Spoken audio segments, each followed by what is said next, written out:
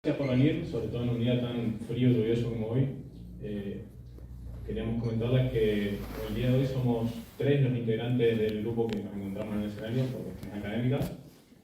Y bueno, este fue un proyecto que desarrollamos durante el año 2023 bajo la guía de nuestro tutor, que ha hablado, Héctor Beren, y de nuestro cotutor, el ingeniero Reversar, a quien por su familia queremos transmitirle nuestras condolencias. Ha fallecido en diciembre de 2023 y deseamos que en paz descanse. Y bien, sin más, quería comentarles que, como el título lo indica, es un proyecto en una línea de transmisión y además el emplazamiento de una estación transformadora. Los dejo con mi compañero del proyecto, Arturo Amarilla. Hola, buenas tardes. Gracias a todos por venir, gracias por su tiempo. La verdad que apreciamos que vengan hasta acá, porque hay algunos vienen de LED.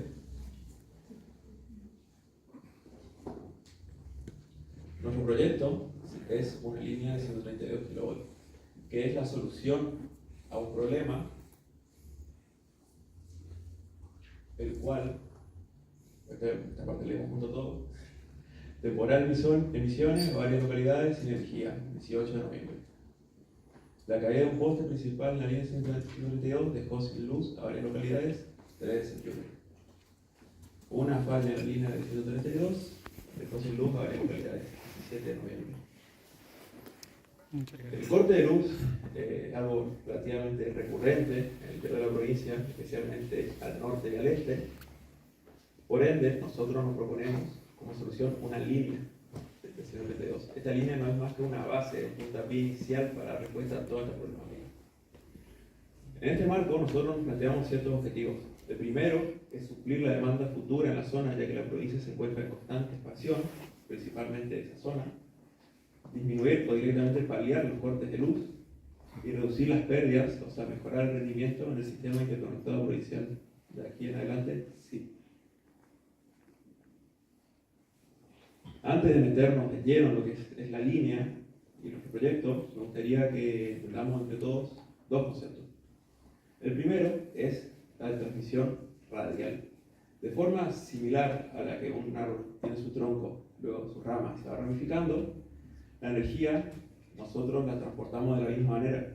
El grueso de energía llega hacia la zona cercana a utilización y luego se va distribuyendo a cada punto, fábrica, casa, hogar, pueblo.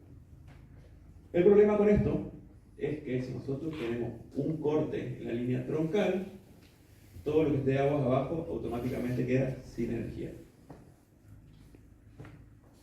Entonces acá entra el concepto de anillado. Lo que nosotros proponemos es que en vez de que sea algo lineal, un anillo en el cual todo lo troncal esté a la misma tensión, y en el caso de que haya un corte en una zona, nosotros podamos ingresar con energía del otro lado. Particularmente en Misiones, la energía viene, es decir, está la mayor parte de la energía en 500 kV, que son esas líneas que uno ve cuando va para Ituzaingó, llega a Posadas en San Isidro y a partir de ahí se distribuye en 132 kV, que es el nivel más alto de tensión que tenemos en nuestra provincia. Ahora le dejo con mi compañero.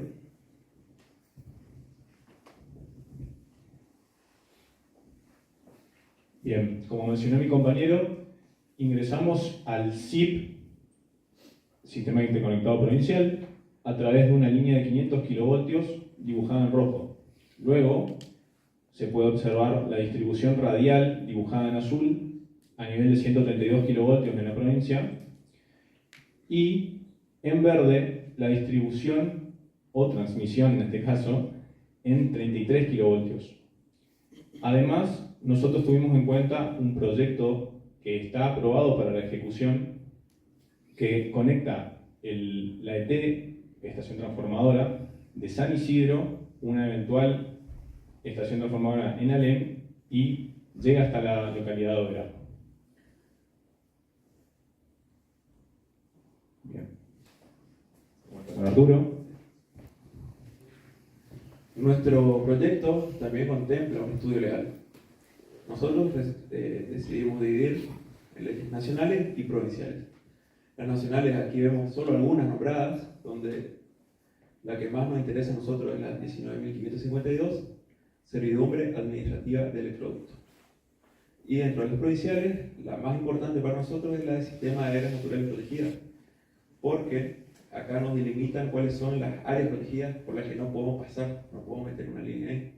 Por ende, condiciona mucho el trazado. Volviendo a la 19.552, esta ley busca reducir los efectos nocivos de las instalaciones y las obras, resarcimiento lo más justo posible entre el titular de la propiedad, por donde va a pasar la línea, y el titular de la servidumbre. Y seguridad y equidad. Equidad hace referencia a que el damnificado reciba una suma de dinero acorde al daño que se le está haciendo, y seguridad viene de la mano con la franja de servidumbre. La franja de servidumbre es un área que acompaña a todo el trazado, en el cual se restringen ciertas actividades, como puede ser plantación, fumigación, árboles, edificaciones, y acá vemos la zona rayada, donde no, a partir de donde se puede empezar a construir o a edificar. Si nos fijamos, cuanto más nos alejamos de la línea, más crece esta franja, esta altura. Esto contempla árboles que en caso de caída, por ejemplo, no toquen la línea. Estas distancias son función del nivel de tensión. Reiteramos, 132 kV en nuestro caso. Para poder establecer una servidumbre, tenemos que seguir 4 pasos. El primero es la sujeción. En el artículo 1, la ley nos habla de que toda heredad está sujeta a una posible afectación en el territorio argentino. El segundo, la afectación. Cuando nosotros sabemos por dónde va a ir nuestra traza, el que sea titular del terreno, de la parcela, de la chacra, será informado. Y también será informado de las restricciones de uso que tendrá de su propiedad. Esto no quiere decir que él no pueda entrar, pero van a haber ciertas actividades que él no podrá realizar. Luego se formaliza en la Constitución. Se hace un convenio entre el titular de la servidumbre y el propietario, y ese convenio luego se anota, se registra en la dirección del registro de la propiedad y en la dirección del catastro.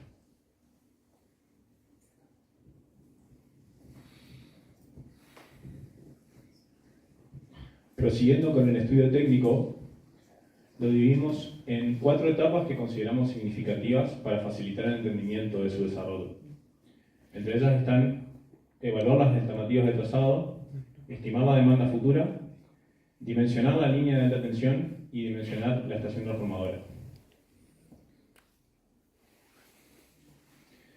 Bien, en la imagen recordamos cómo es la distribución geográfica, y lo que queremos destacar en esta situación es que se está transmitiendo en 33 kilovoltios alrededor de 141 kilómetros desde la estación transformadora de San Vicente en 132 kilovoltios, convirtiendo a 33 obviamente, hasta la localidad más oriental de la provincia, que es Bernardo de Irigoyen.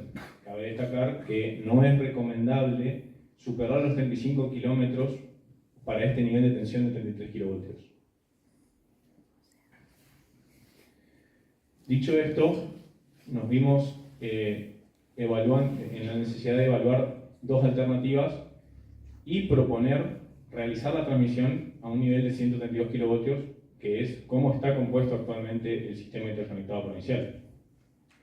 Estas alternativas fueron una, acometer en la estación transformadora de San Vicente, y la otra, acometer en la estación transformadora de Aristóbulo del Valle. Entre ellas, cabe destacar que la de San Vicente tenía una ventaja económica muy importante que implica la longitud del trazado. Para dar una estimación económica, la inversión para este tipo de obras ronda los $500.000 por kilómetro, por lo que cualquier kilómetro que podamos recortar ayuda, y mucho, en la inversión inicial.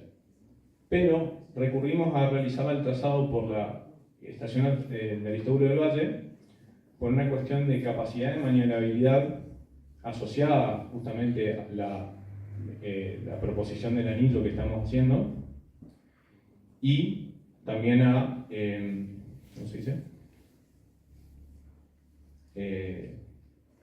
Y a la facilidad de acceso que se tiene al trazado, que es muy importante para la operación, mantenimiento y reparación en caso de falla de la línea. Bien, en cuanto a la demanda futura, partimos de datos base obtenidos en un trabajo realizado por colegas de la casa, ya egresados en 2019, y indagamos en datos intercensales, donde nos gustaría destacar que el departamento que más creció fue el de San Pedro, con un 21,71% en promedio entre ambos censos, y dichas estimaciones lineales arrojaron para 2048 una demanda de 145 MVA aproximadamente, que a este nivel de tensión representan alrededor de 640 amperes, más exactamente 638. Oui.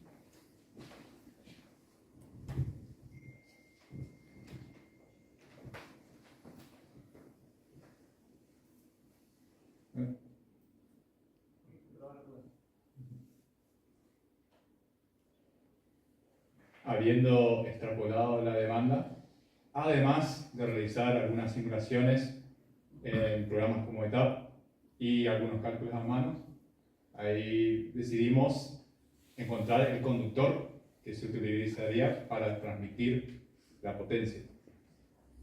Primeramente fuimos a la marca Prysmian, que tiene una línea conocida como Prisalac. Dentro del nombre se puede ver al final del nombre, que es autodescriptivo. Al-Ac significa aluminio acero y el conductor es de tipo de alma de acero, donde las hebras externas son de aluminio y lo que soportaría los esfuerzos mecánicos es la parte interna de las hebras de acero. Vemos que la designación elegida es la llamada 300/50. Otra vez esto se refiere a las áreas de la sección de cada material, 300 milímetros cuadrados en el caso de aluminio y 50 milímetros cuadrados en el caso de acero. Y vemos que cumple la corriente admisible de 662, habíamos visto que anteriormente era de 638, entonces cumple con el inmediato superior. Definido el conductor, debemos empezar a tener en cuenta cómo irían dispuestos estos conductores. A este nivel de tensión, como se sabe, a mayor tensión, mayor recaudo se tiene que tomar, y en especial a esta tensión se transmite a conductor desnudo.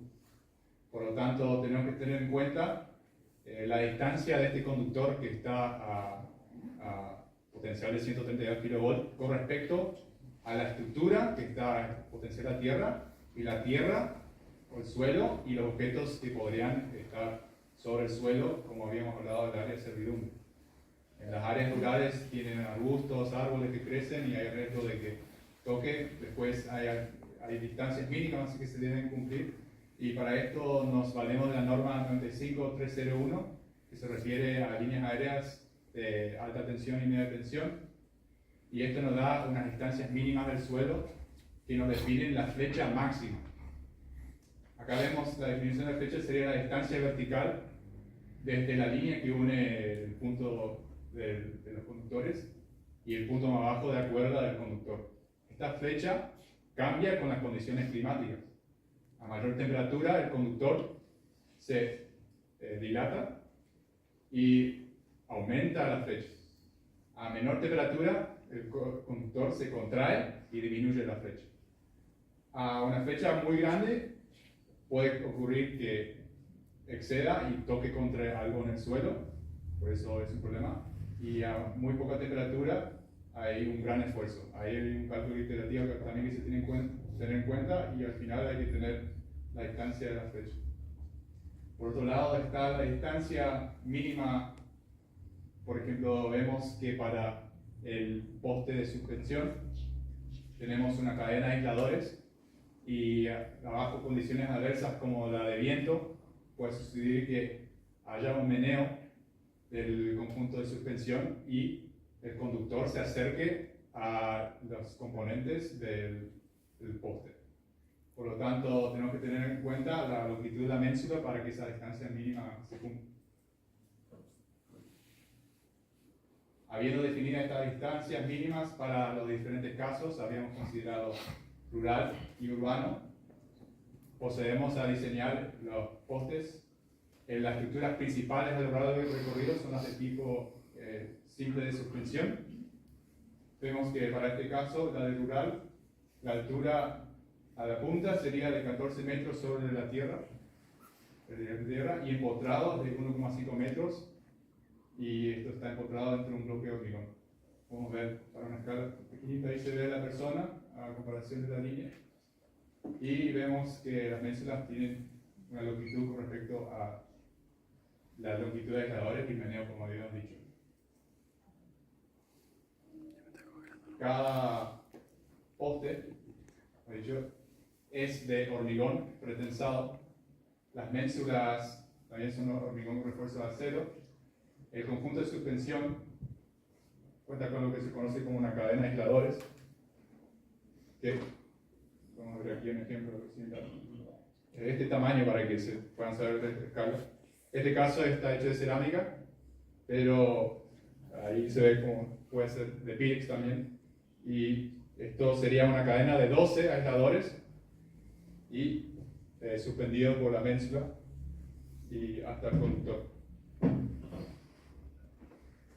Lo que más nos define también la altura, y a mayor altura también sabemos mayor costo y mayor esfuerzos, es la altura máxima del hilo de guardia. El hilo de guardia es un conductor que está potencial a tierra, que no conduce corriente en condiciones normales y solo sirve para, en el caso de que si se produce una descarga atmosférica, a lo largo de la línea obviamente vamos a tener tormentas y descargas diversas, y básicamente descarga atmosférica en este caso nos referimos a rayos. Este se da a una altura tal que caiga sobre el hilo de guardia y hasta tierra sin pisar los conductores y producir básicamente sabemos que la gran potencial de la descarga generaría muchos problemas, no solo en nuestro caso, pero para las líneas de transmisión aún más, aguas abajo en las estaciones transformadoras. Las estructuras secundarias se encuentran en menor cantidad, pero no son menos importantes. Son las estructuras de retención lineal, que son del poste doble, también conocido como rompetrampa. Y están las estructuras de retención angular y terminal, que son de triple poste. Cuando hablamos de retención angular, estamos hablando en el caso de que tenemos una dirección que está yendo de la línea y el vano tiene que cambiar de dirección por diversos casos, porque tiene que ir por la dirección de la línea, y por lo tanto necesitamos a mayor a 60 grados y poner este poste para que los esfuerzos mayores que se generan por ese cambio de dirección puedan aguantar. Acá podemos ver el recorrido visualizado. Para destacar que durante la cursada hicimos un trabajo de campo donde fuimos a visitar los diversos nexos posibles, las diversas estaciones transformadoras y la ruta posible.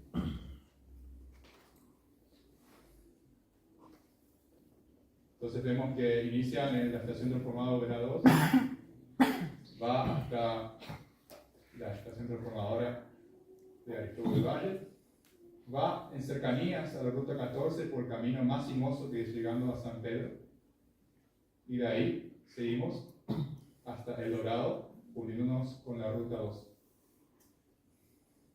Podemos ver que todo lo que está en rojo sería nuestra parte del trabajo, que sería lo que debemos tener en cuenta y definir, y vemos que bien a la derecha se observa la estación transformadora de San Pedro, que no existe y debemos crear y dimensionar nosotros.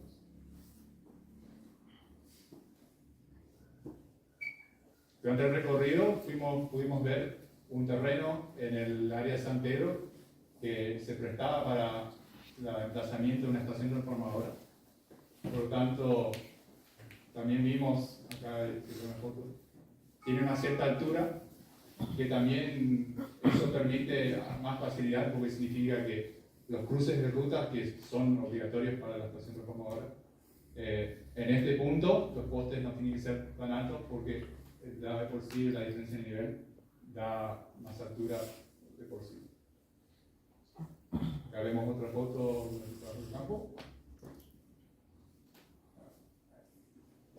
Habiendo definido el lugar, debemos plantear eléctricamente cómo estaría dispuesto esta estación transformadora. ¿Qué función cumple y cómo podemos hacer que pueda transmitir de la mejor manera y también proveer el servicio de alimentar las cargas en San Pedro? Se ve un poco difícil, pero lo que tienen que saber es que lo que está en rojo está a tensión de 132 kilovoltios y todo lo que está bien a la izquierda se refiere al campo exterior, que es lo que más ocupa espacio en la estación transformadora. A la izquierda, aguas abajo del transformador, se ve bien ahí abajo los tres círculos en triángulo.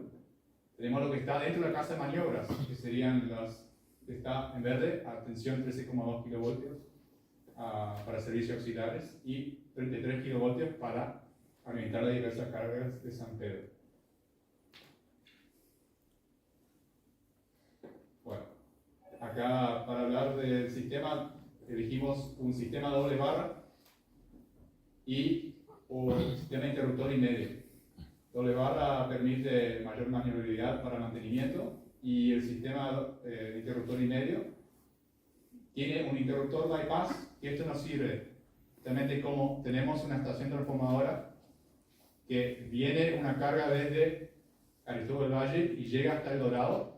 Podemos directamente bypassear sin energizar las dos barras que se ven ahí superior y directamente transmitir la potencia que es requerido desde a lo largo de la línea. Como ven, el plano de planta, cómo están dispuestos, pero ahora se aclarará un poco el tema acá. Acá vemos estación transformadora.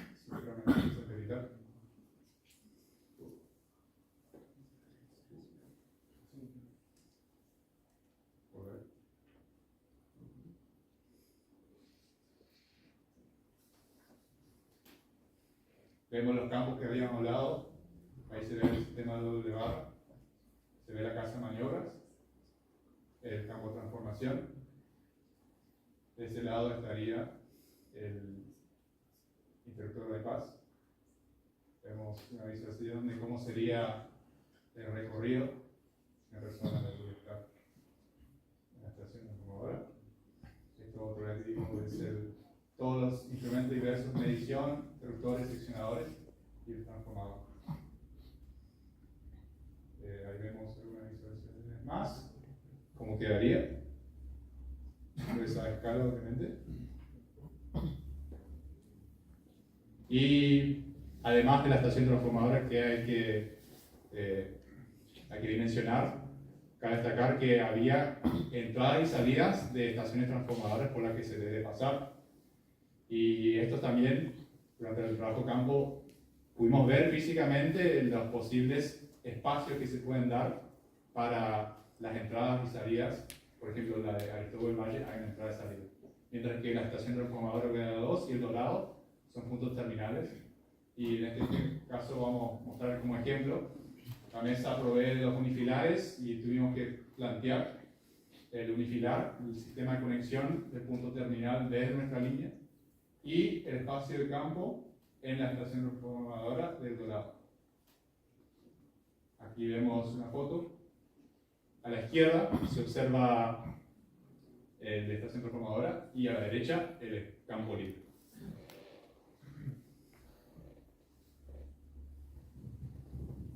Nuestro proyecto, siguiendo un poco transversalmente con la parte legal, nos encontramos con la ley 25.675, en la cual en su artículo 11 dice que toda obra o actividad la cual sea susceptible de degradar el ambiente o afectar la calidad de vida de los habitantes debe ser sometida a una evaluación de impacto ambiental.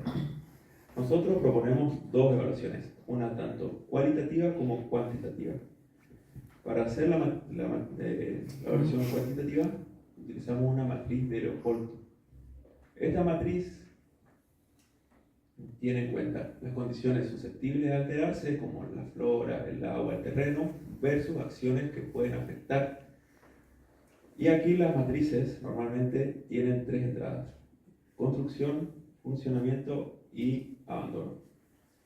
Nosotros no consideramos el abandono, ya que este proyecto es de índole de larga. No está diseñado para abandonarse. Por ejemplo, tenemos una línea de roca que tiene más de 50 años y sigue funcionando. Desafiando misión. Y nosotros planteamos esta matriz para la estación transformadora y también para la línea. Lo que hace es asignar valores numéricos, pondera, tanto en magnitud de afectación y de importancia.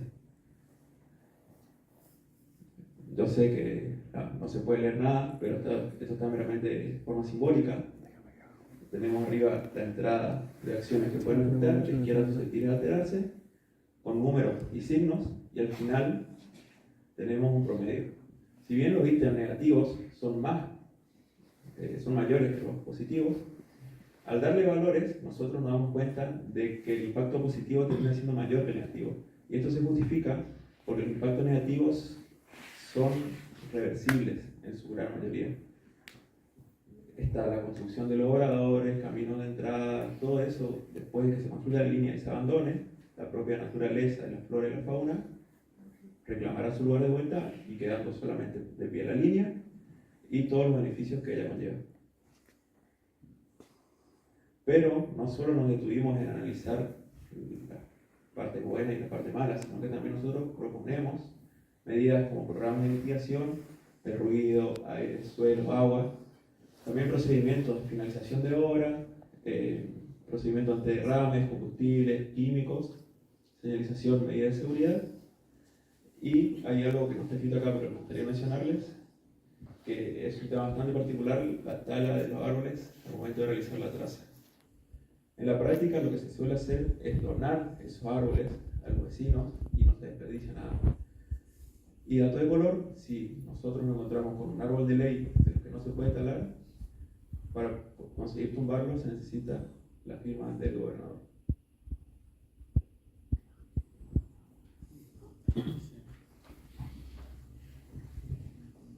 Bueno, casi finalizando con el estudio económico,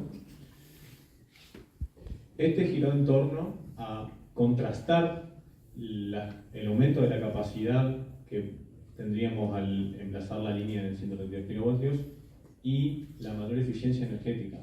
Realizando simulaciones de flujo de carga o flujo de potencia, también llamadas, con el software ETAP, pudimos observar que las pérdidas se reducen a una décima parte de las que se tienen transmitiendo en 33 kilovoltios y las zonas consideradas para hacer estos estudios están resaltadas para 33 kilovoltios en amarillo y para 132 kilovoltios en anaranjado. Nótese que la distancia que se consideró para 33 kilovoltios es incluso menor que la considerada para el nivel de 132 kilovoltios. Bien, para realizar el estudio financiero se tuvo que recurrir a un préstamo por el 75% de la inversión inicial, alrededor de 60 millones de dólares. Este préstamo sería otorgado por el BID, más conocido como Banco Interamericano de Desarrollo, y decidimos emular la inversión con un préstamo con un tipo de amortización francés, porque es usualmente el preferido por estas entidades crediticias, dado que permite cobrar en un acumulado mayores intereses que su contraparte alemana. Bien, se realizaron flujos de fondo para evaluar el proyecto con un horizonte de proyecto de 25 años, pero como quedaba difícil de graficar en una filmina, decidimos solo mostrar hasta el periodo de repago, que es de 6 años, es decir, luego de realizar toda la inversión inicial en el año 0, para el 6º año ya estaríamos teniendo ganancias. Y bien, para poner en perspectiva todo lo anterior, nos pareció interesante discriminar los costos de instalación en dos categorías grandes, que son la obra de la línea de transmisión y la obra de la estación transformadora. y pudimos observar que el grueso del costo de la obra de la línea de transmisión también se puede partir en dos categorías, que son la parte civil y la parte de accesorios eléctricos, como el aislador que vemos acá y toda la morcetería y accesorios para poder colgar estos elementos. Todos esos elementos representan tan solo el 2% de la línea, como se ve escrito en gris, mientras que prácticamente el 95% de la versión inicial es debida a la parte civil, que en nuestro caso tomamos todo lo que es concerniente a estructuras con hormigón y sus bases. Y podemos observar que en la línea, en la estación transformadora, esta relación se invierte y pasan a ser más costosos los equipos eléctricos, ahí vemos escrito en anaranjado, y la obra civil de la ET en amarillo, es un 1% además de la instalación, debido a que los equipamientos que observamos en una estación transformadora, como los transformadores, que son los más costosos, tienen una elaboración artesanal, no existen catálogos que nos den las dimensiones. Uno normalmente se contacta con la empresa que fabrica los transformadores y los hace a pedido, y es un trabajo de ingeniería muy rudimentario. Es todo un desafío. Bien. Luego, haciendo un acumulado de todos los costos a 25 años, pudimos observar que incluso la inversión inicial, que es en sí muy elevada, pasa a ser tan solo un 10% de los costos en los que nosotros incurrimos a lo largo de estos 25 años, y la mayor parte del costo está asociada a la compra de la energía eléctrica, dado que la prestataria EMSA, Energía de Emisiones, Sociedad Anónima, no genera, tiene que comprar esa energía. Y es ahí donde se vuelve brutal en consideración con la mejora de eficiencia energética que tenemos, que nos lleva a reducirla a una décima parte de lo que era. Finalmente, para poder hacer comparaciones entre proyectos de inversión, todas las entidades crediticias normalmente requieren que se evalúen índices como el valor actual neto, la tasa interna de retorno y el periodo de repago. Aquí podemos observar que el valor actual neto es muy elevado, alrededor de $1.000 millones. La tasa interna de retorno, que nos da una noción de cuánto de la tasa máxima que podríamos aceptar para que no haya pérdidas en nuestro proyecto, está muy superior a la tasa de interés que nos ofrece el banco, y el periodo de repago, como ya lo marcamos, es de 6 años. Cabe destacar que la tasa de interés que está mencionada ahí está dada y ofrecida por el banco bajo un régimen de facilidad de financiamiento financiero. Suele realizarse este tipo de contratos a nivel nacional primero, y luego se redacta un proyecto nacional en el que se derivan esos fondos, y ahí es cuando ingresan las prestatarias, las contratistas y cómo se realiza la obra. Y esta tasa está ligada a otra tasa interbancaria londinense que es denominada LIBOR. Nosotros planteamos el análisis con esta tasa de interés constante, pero en realidad, aunque no se sabe cómo varía, el LIBOR puede aumentar o bajar y esta tasa se modificaría. Finalmente queríamos aclarar que la última actualización que hicimos fue con un dólar oficial de 927,13 pesos por dólar. Bueno, concluyendo, hoy planteamos que en nuestros objetivos estaba suplir la demanda, con lo que planteando esta transmisión en 132 kilovoltios lo vamos a poder realizar con creces, ya que el conductor es superior y el nivel de tensión es mayor, entonces no había problema con ello. Los cortes de energía se verían reducidos a menos en duración gracias a la composición de un anillado provincial, dado que ahora una falla, como dijo mi compañero, podría ser alimentada por otro camino. Y finalmente, la eficiencia es muy importante y pudimos demostrar que se redujo a un décimo haciendo simulaciones con el software ETAP. Bien. Muchísimas gracias por su atención y pasaremos a dar nuestros agradecimientos. Si es que quieren aplaudir ahora, pueden hacerlo.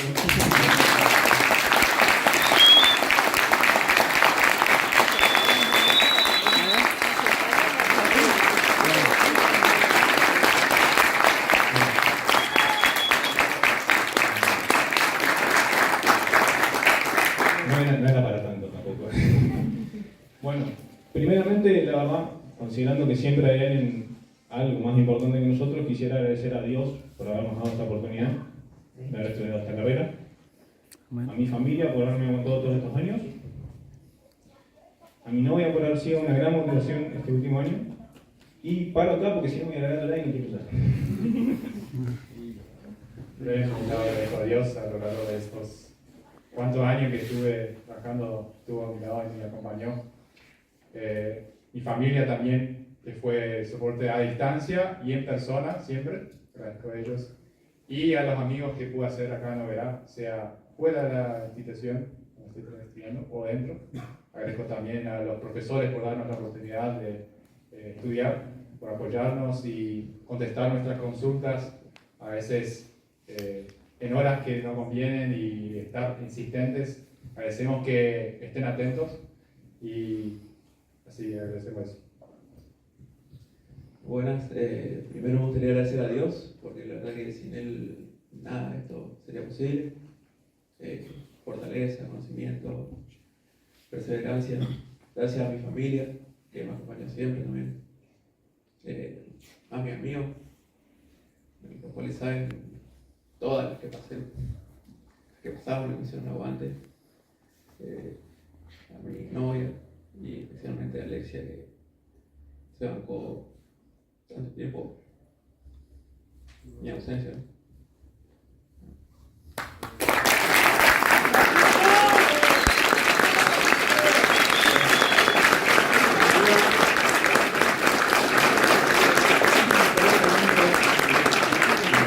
Creo que en nombre del grupo y de todos nuestros compañeros que compartieron la cursada con nosotros en 2023, estaría hablando al agradecerle a nuestra compañera Luciana Gómez por haberse movido y tomado el trabajo de coordinar los viajes y visitas técnicas que tanto nos ayudaron para entender cómo funcionan estos sistemas y tanto nos ayudaron para realizar el proyecto.